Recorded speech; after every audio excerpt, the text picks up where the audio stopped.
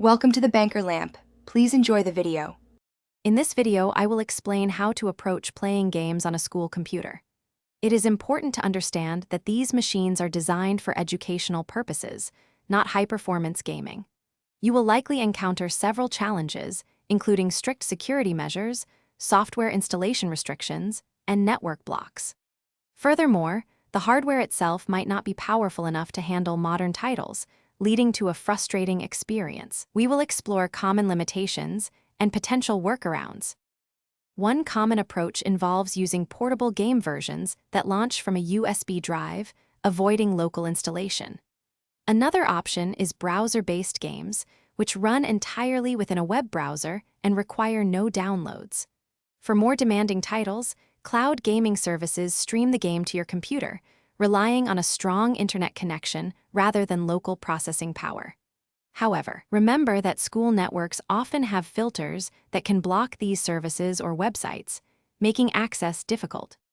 It is crucial to understand that school computers and networks are managed with specific rules and policies. Unauthorized software installation is usually strictly forbidden, and IT departments often monitor network activity.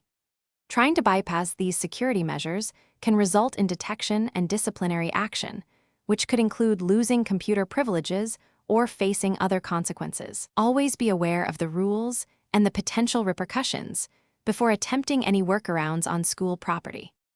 When it comes to a game like BeamNG Drive, the challenges on a school computer are particularly pronounced. This game demands substantial processing power, a good amount of RAM, and a dedicated graphics card, which most school machines simply do not possess. Furthermore, its large file size, often over 20 gigabytes, makes installation without administrative rights virtually impossible.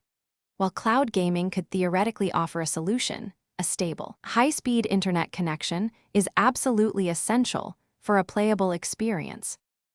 Thanks for watching. If this was helpful, leave a like and consider subscribing. See you next time.